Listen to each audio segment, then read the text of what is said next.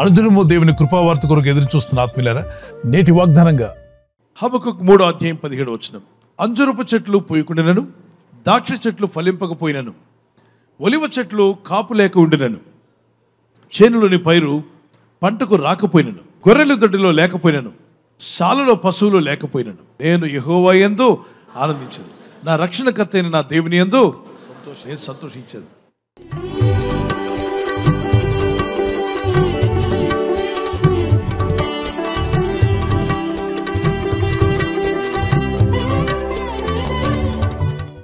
ఈరోజు నీ జీవితంలో ఎన్నో ప్రయత్నాలు నువ్వు చేస్తున్నావు. కొన్నిసార్లు విఫలం కావచ్చు, నష్టాలు రావచ్చు. 6 విధాలైన నష్టాలు ఎదుర్కొన్నాడు ఈ భక్తుడు. హబక్కూకు అనే భక్తుడు అంటాడు, 6 times in 6 ways I am defeated, but still I will glorify God. I will rejoice in God. నేను దేవుని ఆనందిస్తాను. 6 విధాలుగా నేను బాధించబడినా నేను దేవుని యందు ఆనందిస్తాను. ఇదే పదం మనం యోబు జీవితంలోకి వెళ్దాం. 6 బాధల్లో నుండి ఆయన నిన్ను విడిపించును. 6 బాధలు, మనిషి సంఖ్య 6 ఉన్నప్పుడు 6 విధాలైన బాధలు వస్తే మనిషి తట్టుకోలేడు. నిండా సమస్యలు అనమాట. అంటాడు 6 బాధల్లో నుండి ఆయన నిన్ను విడిపించును. 7 బాధలు కలిగినను నీకు ఏ కీడును కలగదు. మరి 7 ఏంటండి? 7 అనేది సంపూర్ణ సంఖ్య, is a complete number. The 7 is a complete number. ఇవి కంప్లీట్లీ నువ్వు సమస్యలోకి వెళ్ళిపోయావు. ఒక మనిషిగా భరించలేనివి కూడా నువ్వు భరిస్తున్నావు. ఒక మనిషిగా తట్టుకోలేనివి కూడా నువ్వు తట్టుకోవాల్సి వచ్చింది. 7 బాధలు కలిగినను నీకు ఏ కీడు కలగదు. ఈ వాగ్దానం నమ్ముతున్నాను. వారు చేయి చూపించగలరా? ప్రార్థించండి ఈ వాగ్దానం పట్టుకొని. ప్రార్థన ప్రయత్నము. అబ్రహాం కూడా ప్రార్థించాడు, ప్రయత్నించాడు. మోషే ప్రార్థించాడు, ప్రయత్నించాడు. యెహోషువ ప్రార్థించాడు, ప్రయత్నించాడు. దేవుని భక్తులందరూ పాత నిబంధనలు, క్రొత్త నిబంధనలు ప్రార్థన చేసిన తర్వాత వారు చేసిందంటే తెలుసా? నెక్స్ట్ ప్రయత్నం చేశారు. ఒక ప్రార్థన చేసి ఆగిపోవద్దు. ప్రార్థిస్తున్న నీవు తప్పనిసరిగా ప్రయత్నం చేయాలి. అలాగే ప్రయత్నం చేస్తున్న నీవు తప్పనిసరిగా ఏం చేయాలి? ప్రార్థన చేయాలి. ప్రయత్నించి ఇంటికి వచ్చి ఊరికే కూర్చోవద్దు, ఏమవుతుందో లేదో అని అనుమానంతో. నువ్వు దేవుని స్తుతించు. ప్రభా, నేను ప్రయత్నం చేసి వచ్చాను, దాన్ని నీ చిత్తమైతే ఫలింపజేయదేవా. భూమి మీద ఉన్నప్పుడు కొన్ని సమస్యలు ఆటోమేటిక్గా ప్రకృతిలో నుండి మనకు ఎదురవుతూ ఉంటాయి. కొన్ని సమస్యలు సాతాను తీసుకొస్తాడు. కొన్ని మన తప్పుడు నిర్ణయాల వల్ల తీసుకుంటాం. మనం చేసినటువంటి wrong decisions also will become a problems to you. యవన కుమార్తెలు don't take a wrong decision in your life. మీ జీవితంలో డిసిషన్ విషయంలో చాలా ఆగండి. పెద్దల యొక్క సలహా తీసుకోండి, దేవుని సలహా తీసుకోండి. తొందరపడి తీర్మానాలు తీసుకుంటే చతికిలో పడతారు చాలామంది. మీ తీర్మానాలు మిమ్మల్ని చిక్కుల్లో పడేస్తాయి. 6 విధాలైన బాధలు వచ్చినా అంటాడు, నేను దేవుళ్ళు ఆనందిస్తాను. మరి ఆనందిస్తే ఏం జరిగింది? ప్రభువుకు యెహోవాయే నాకు బలము, ఆయన నా కాళ్ళను లేడి కాళ్ళ వలె చేయును, ఉన్నత స్థలముల మీద ఆయన నన్ను నడవ చేయను. ఎక్కడ నడవ చేస్తాడంట? ఉన్నత స్థలాల మీద దేవుడు ఏం చేస్తాడు? నడవ చేస్తాడు. అంటే మీరు ఈ స్థానంలో ఉన్నారనుకోండి, మీరు దేవుని కొరకు కనిపెట్టుకొని 6 బాధలు వచ్చినా దేవుని విడవకుండా, ప్రార్థన మానకుండా, విశ్వాసంతో ప్రార్థిస్తూ దేవుని వైపు చూస్తూ ఉన్నట్లయితే మిమ్మల్ని ఈ స్థితి నుండి దేవుడు చేపైకి రావాలి, ఉన్నత స్థలాల్లోకి తీసుకెళ్ళబోతున్నాడు. దేవునికి మహిమ కలుగును గాక. హల్లెలూయా. ఉన్నత స్థలములో చిన్న కీర్తన పాడుకుందాం. నా కాళ్ళను లేడి కాళ్ళుగా చేయును, ఎత్తైన స్థలములపై శక్తితో నిలుపును. నా కాళ్ళను లేడి కాళ్ళుగా చేయును, ఎత్తైన స్థలములో శక్తితో నిలిపి.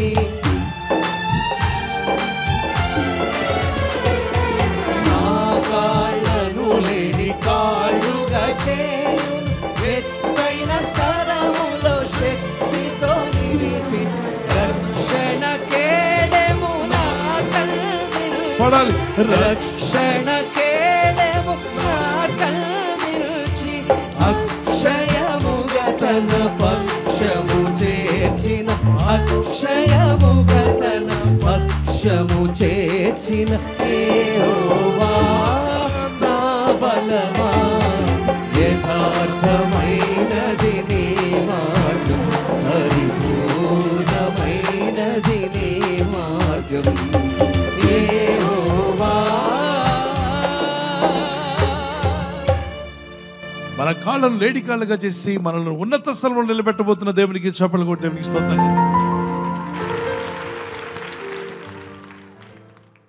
2 చేతులు ప్రభువే ఎత్తి ప్రార్థిద్దాం. కంఠాలు పైకెత్తండి. ప్రభువా, నన్ను నా కుటుంబాన్ని మీరు ఆదుకుంటున్నందుకు స్తోత్రం.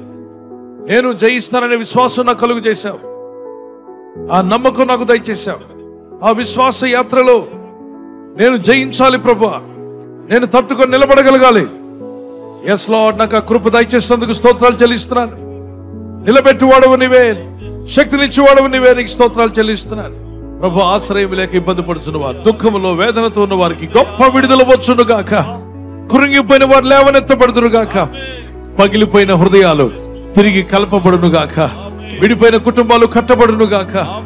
గాయాలు పాలైన వారికి గాయములు మానిపోవును గాక. యేసు నామములో ఈ రోజు ప్రార్థించి ప్రయత్నించబోతున్న శంకుస్థాపన అయిన, గృహప్రవేశమైన, ఒక బిజినెస్ ప్రారంభిస్తున్నా, ఉద్యోగ ప్రారంభానికి వెళ్తున్నా, ఒక మంచి కార్యక్రమాన్ని ప్రారంభిస్తుండగా, నేను వారి బిడ్డల వివాహం కొరకు ప్రయత్నాలు చేస్తుండగా, వారు చేస్తున్న ప్రయత్నాలు ఫలించలాగున మీ దూతలకు ఆజ్ఞాపించండి.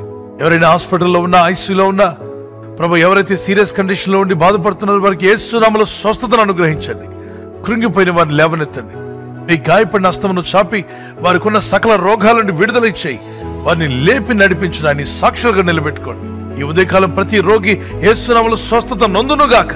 తండ్రి, ఈ దినం ఎవరైతే ప్రయాణమై వెళ్ళబోతున్నారు, అది రైలు మార్గమైనా, ఆకాశ మార్గమైనా, బస్సుల్లో, వాహనాల్లో ఎక్కడ ప్రయాణం చేస్తున్నారు, రోడ్డు మార్గంలో ఏ వాహనంలో వారు ప్రయాణం చేస్తున్నారు, ఈ ప్రజలకు కాపాడే దూతలను పంపండి. ఉదయం బయలుదేరి సాయంకాలం ఇంటికి వచ్చేంత వరకు నీ కాపుదల, కాపాడే దూతల యొక్క సహాయము నీ ప్రజలకు దయచేయమని అడుగుతున్నాను. క్రీస్తు యేసు నామములో అడిగి వేడుకుంటున్నాను నా పరలోకపు తండ్రి. Amen, amen. God bless you.